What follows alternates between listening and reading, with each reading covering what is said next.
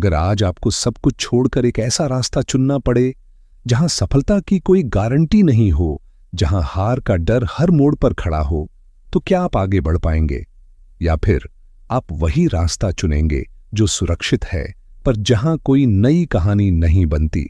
नमस्कार दोस्तों, आज हम एक ऐसी किताब पर बात करने जा रहे हैं जो आपके सोचने का तरीका बदल सकती है। एक ऐसी किताब जो आपको सिखाती है कि रिस्क लेना बेवकूफ़ी नहीं है, बल्कि सीख है खुद को आजमाने की, खुद पर यकीन करने की और आगे बढ़ने की। इस किताब का नाम है द आर्ट ऑफ रिस्क। लेखिका हैं काइट सुकेल, जो कि एक अवार्ड विनिंग साइंस जर्नलिस्ट हैं।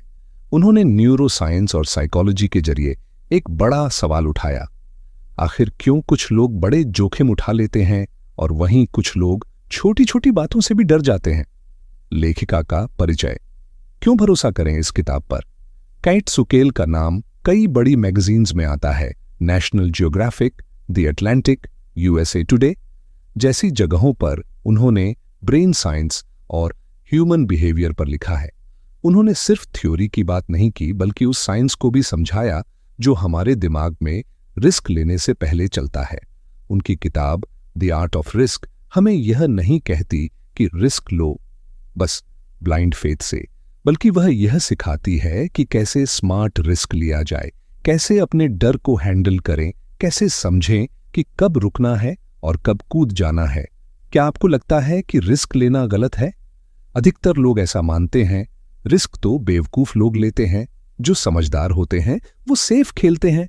पर अब जरा सोचिए, क्या स्टीव जॉब्स सेफ खेलते थे?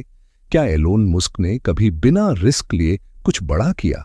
हर बड़ा इंसान जिसने इतिहास रचा है वो कभी न कभी उस मोड़ पर खड़ा हुआ था जहां उसके सामने दो रास्ते थे, एक आरामदायक, आसान, सुरक्षित रास्ता और एक डराने वाला, अनजान पर जिंदगी बदलने वाला रास्ता। और उन्होंने चुना दूसरा रास्ता, रिस्क वाला। लेकिन क्यों डर लगता है रिस्क से? हमारा दिमाग डिजाइन ही ऐसा है। यह हमें हर उस चीज से बचाना चाहता है जिसमें कुछ भी अनिश्चित हो। अगर सामने अंधेरा है या कोई रास्ता नया है तो हमारा दिमाग कहता है, रुक जा, क्या जरूरत है? पर सच तो ये है, जहां डर लगता है वहीं से असली जिंदगी शुरू होती है। इस किताब में क्या खास है?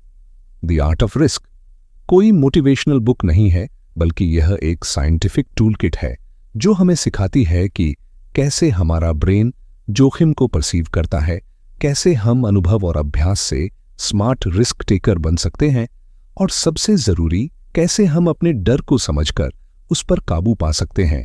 इस किताब के उदाहरण भी थियोरेटिकल नहीं है। यह आपको ले जाएगी एक फायर फाइटर के दिमाग में, जो बर्निंग बिल्डिंग में घुसते वक्त क्या सोचता है, एक सर्जन के दिल की धड़कनों तक, जो मिलीमीटर की गलती से जिंदगी और मौत के बीच डिसीजन लेता है, एक सोल्जर, एक पायलट, एक मदर। हर किसी के भीतर जो रिस्क होता है वो अलग दिखता है, पर अंदर से सब एक जैसे चलते हैं। क्यों आपको यह जानना जरूरी है? क्योंकि रिस्क केवल बड़े एंटरप्रेन्योर्स के लिए नहीं है। रिस्क हमारे हर रोज के फैसलों में होता है। नया करियर शुरू करना, किसी रिश्ते को हां या ना कहना, अपनी कंफर्ट जोन से बाहर आना, खुद को एक्सप्रेस करना, या सिर्फ ये कहना, मुझे और चाहिए जिंदगी से। यह किताब कहती है, रिस्क समझदारी से लिया गया एक फैसला है। जो लोग रिस्क लेने से डरते हैं वो असल में ग्रोथ से डरते हैं। तो क्या हम तैयार हैं इस सफर के लिए? आगे इस स्क्रिप्ट में हम सीखेंगे रिस्क लेने के पीछे छिपा न्यूरोसाइंस, कैसे रिस्क लेने से पहले हमारा दिमाग हमें ट्रिक करता है और कैसे हम उसे ट्रेन कर सकते हैं खुद के लिए काम करने को। अगर आप तैयार हैं तो बस कहिए, मैं आपको लेकर चलूंगा उस मेंटल टूल किट की तरफ जहां आप समझेंगे कि रिस्क लेना भी एक कला है और आप उसे सीख सकते हैं। जोखिम से डरना स्वाभाविक है, पर उसी डर के पार है असली जिंदगी। धीमी सोच में डुबोने वाली आवाज। कई बार हम एक डिसीजन लेते हैं और हमारा दिल जोर से धड़कने लगता है, पसीना आने लगता है, हाथ कांपने लगते हैं। हम सोचते हैं कहीं कुछ गलत तो नहीं कर रहे। अब जरा सोचिए, आपके साथ ऐसा कब हुआ था? क्या जब आपने पहली बार स्टेज पर बोला, या जब आपने किसी जॉब के लिए अप्लाई किया था जो आपकी पहुंच से ऊपर लग रही थी, या फिर जब आपने किसी को अपने दिल की बात बताई थी। हर बार जब आप कुछ नया, बड़ा या अनिश्चित करने जाते हैं तो शरीर में कुछ बदलने लगता है। इस बदलाव का नाम है फियर, और इस फियर की जड़ होती है रिस्क परसेप्शन। दिमाग कैसे रिस्क को देखता है? हमारा दिमाग लाखों सालों की एवोल्यूशन से गुजरा है। हमारे पूर्वज जब जंगलों में रहते थे तो सबसे बड़ा सर्वाइवल टूल था डर। अगर कोई हल्की सी भी आहट होती थी तो दिमाग तुरंत कहता था बचो, क्योंकि वो आवाज शेर की भी हो सकती थी। आज हम जंगल में नहीं हैं, पर वो सेम ब्रेन सर्किट अब भी हमारे अंदर काम कर रहा है। अमिगडाला, डर का सेंटर, हमारे ब्रेन में एक छोटा सा हिस्सा होता है जिसे कहते हैं अमिगडाला। जब भी कोई संभावित खतरा होता है, अमिगडाला सबसे पहले अलर्ट करता है, डेंजर, रुक जाओ। यही हिस्सा हमें डर की भावना देता है। यह कोई भी इमोशनली इंटेंस सिग्नल पकड़ लेता है, चाहे वो सच में खतरा हो या सिर्फ कल्पना। इसलिए जब आप कोई नया काम करने जाते हैं तो दिमाग सोचता है, क्या यह सुरक्षित है? और अगर वो जवाब नहीं ढूंढ पाता तो तुरंत फियर रिस्पॉन्स शुरू कर देता है। प्रीफ्रंटल कॉर्टेक्स, समझदारी का हिस्सा। अब यहां एक और हिस्सा आता है, प्रीफ्रंटल कॉर्टेक्स, जो लॉजिक, रीजनिंग और प्लानिंग करता है। यह वही हिस्सा है जो आपको कहता है, देख, हो सकता है इसमें फायदा हो। अगर सही से किया तो तुझसे बेहतर कोई नहीं होगा। लेकिन समस्या यह है कि जब अमिगडाला जोर से बजता है तो प्रीफ्रंटल कॉर्टेक्स की आवाज दब जाती है और हम डर के आगे घुटने टेक देते हैं। रिस्क से क्यों डरते हैं लोग? क्योंकि उन्हें फेलियर से डर लगता है, उन्हें रिजेक्शन से डर लगता है, और सबसे बढ़कर उन्हें जजमेंट से डर लगता है। लेकिन सवाल यह है, क्या ये डर असली है या सिर्फ कंडीशनिंग? कंडीशनिंग का मतलब जब हम छोटे थे हमें सिखाया गया, जो काम रिस्क भरा हो उससे दूर रहो। समझदारी उसी में है जो सेफ हो।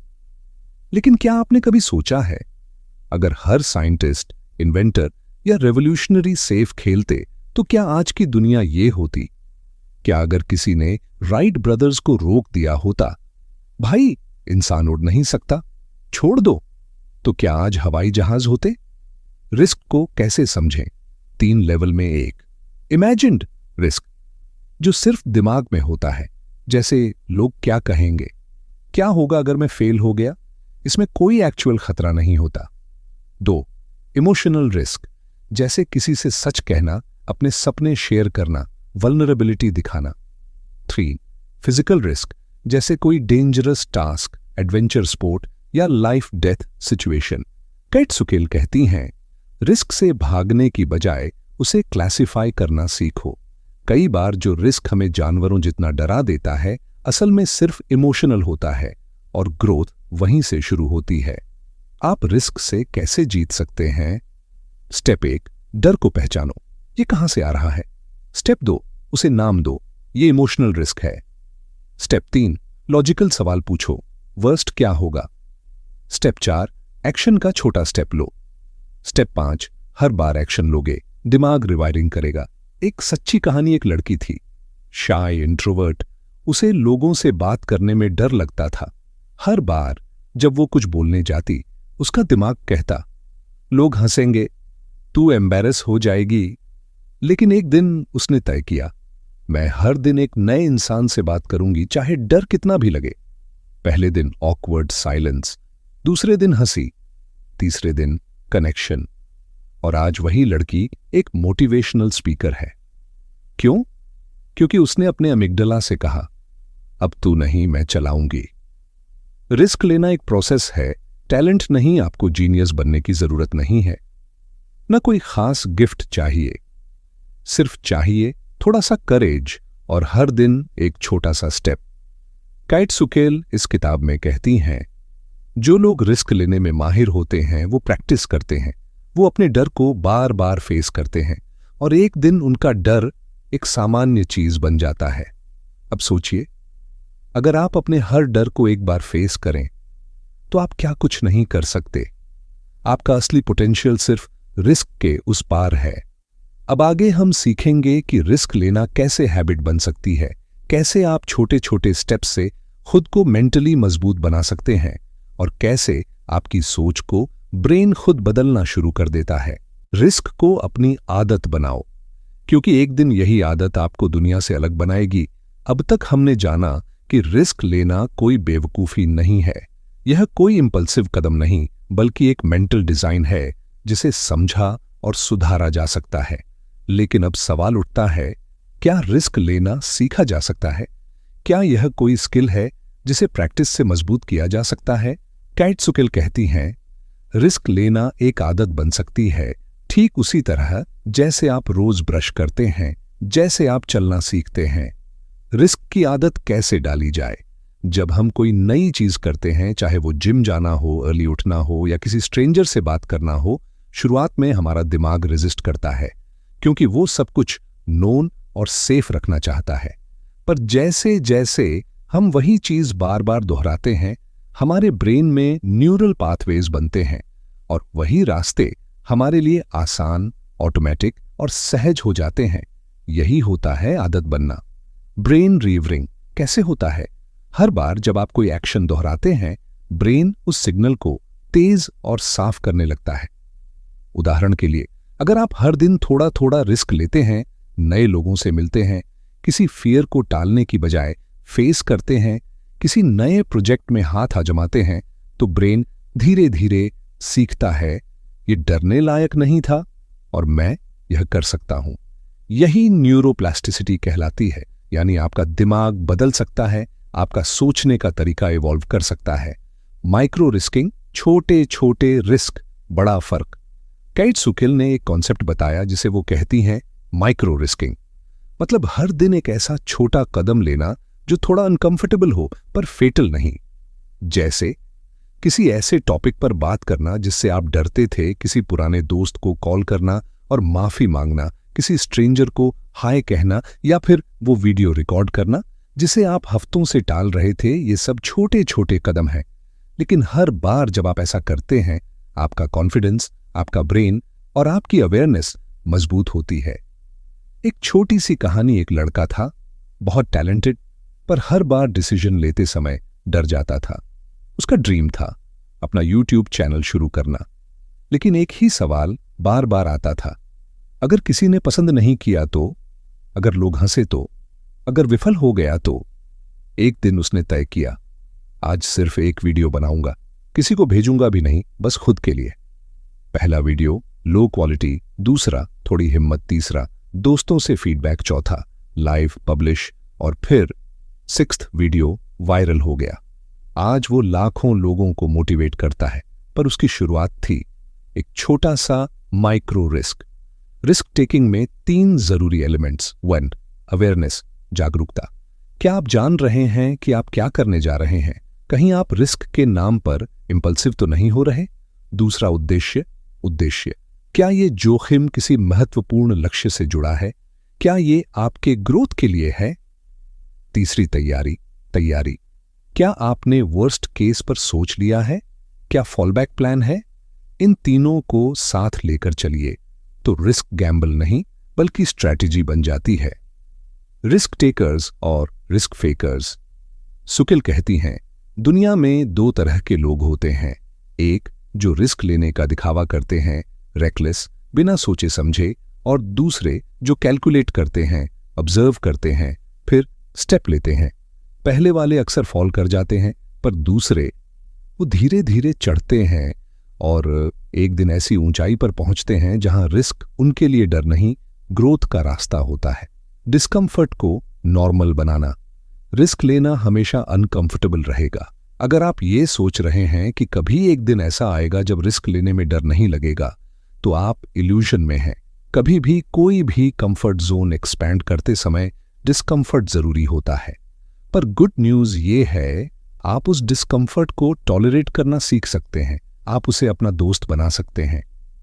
एक अभ्यास आज से शुरू करें।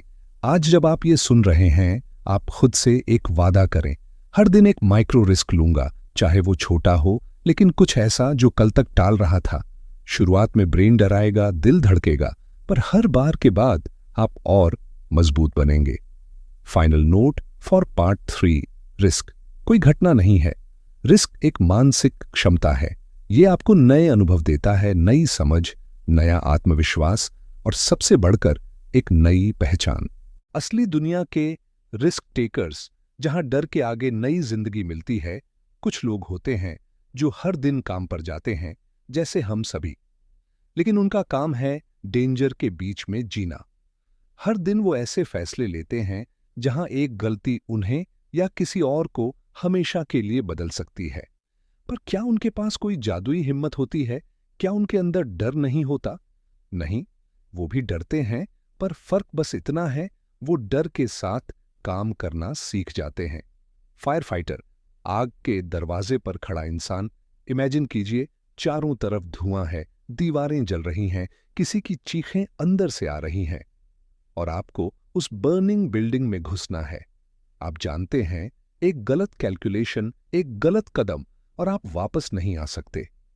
एलेक्स एक फायर फाइटर है। उसने एक इंटरव्यू में बताया, मैं हर बार डरता हूं, लेकिन मैंने उस डर को पहचानना सीखा है। मैं उसे दबाता नहीं, मैं उसे अपने साथ ले जाता हूं। डर मुझे सतर्क बनाता है, पर मेरी ट्रेनिंग, मेरी इंस्टिंक्ट्स और मेरा फोकस, वो मुझे आगे बढ़ाते हैं। एलेक्स ने ये नहीं कहा कि मैं फियरलेस हूं, बल्कि उसने कहा, मैं डर के साथ काम करना जानता हूं।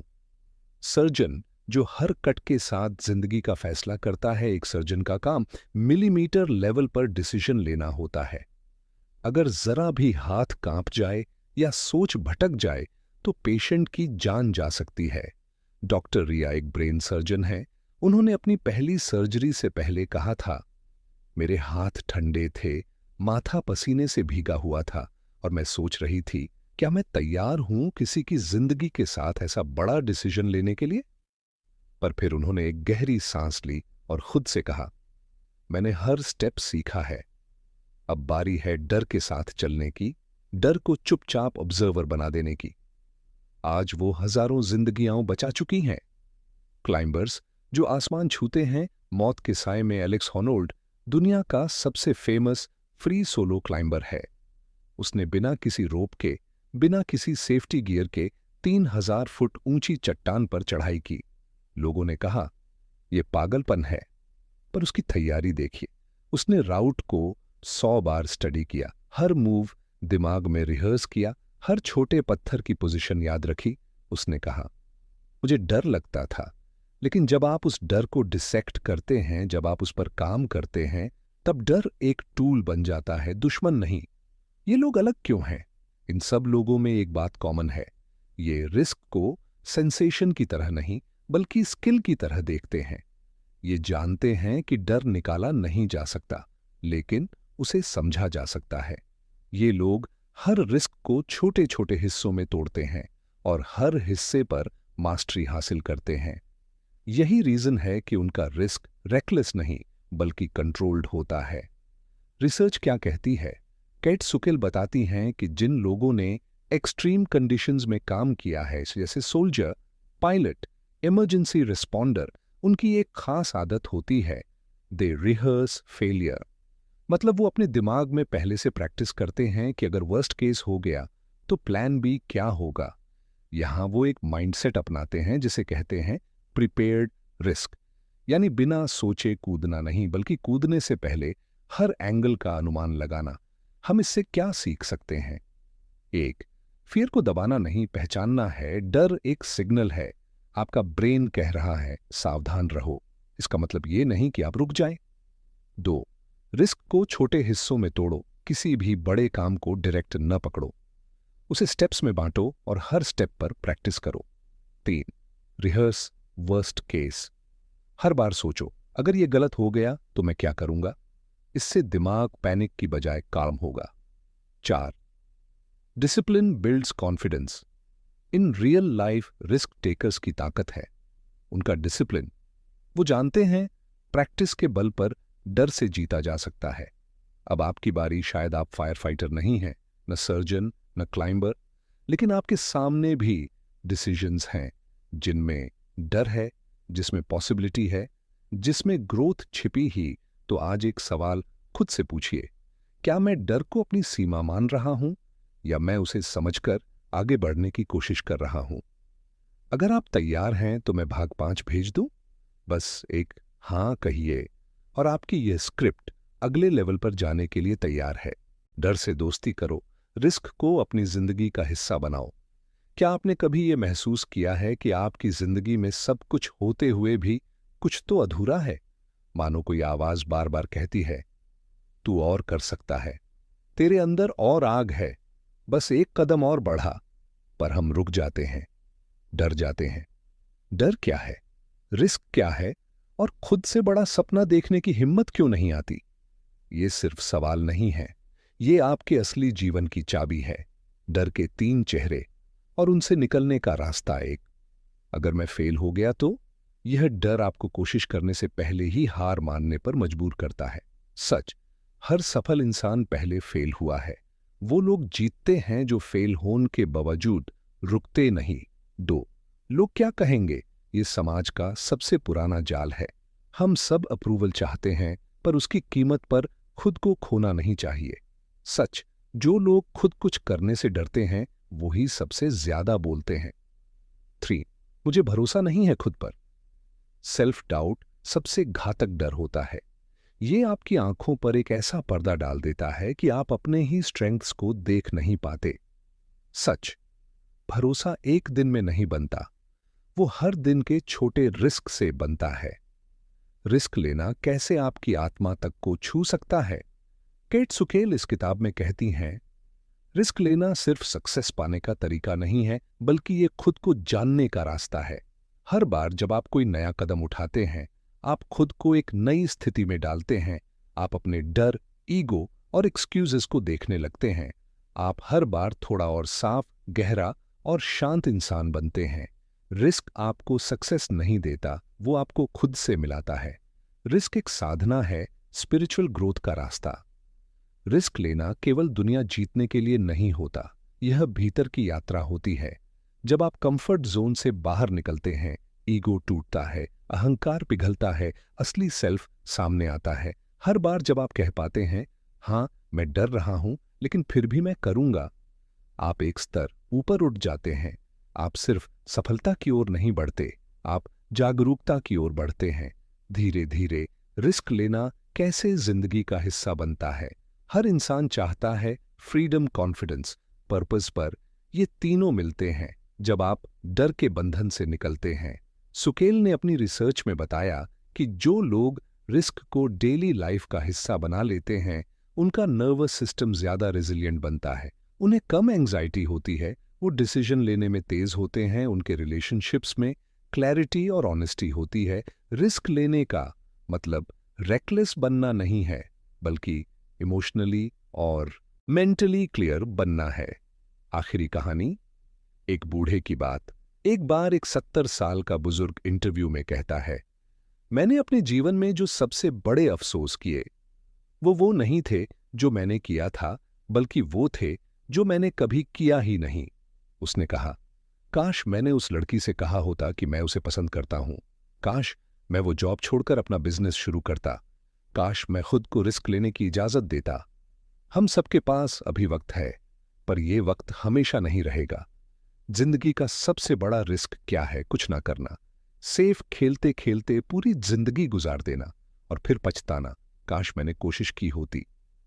फाइनल रिफ्लेक्शंस, रिस्क और आपकी नई पहचान। तो अब सवाल ये नहीं रह जाता कि रिस्क लेना चाहिए या नहीं। सवाल है, क्या मैं अपने डर से बड़ा बनना चाहता हूं? अगर हां, तो हर दिन एक कदम कंफर्ट जोन से बाहर निकलो। हर दिन खुद से पूछो, आज क्या नया सीखा, क्या नया किया। हर दिन खुद को एक टैग दो, बोल्ड, ब्रेव, अलाइव। अब आपकी बारी है। इस किताब ने आपको सिखाया डर कहां से आता है, दिमाग कैसे काम करता है, रिस्क लेने की आदत कैसे बनती है, रियल लाइफ रिस्क टेकर्स कैसे सोचते हैं, और सबसे जरूरी, आप अपने डर के आगे जीत कैसे पा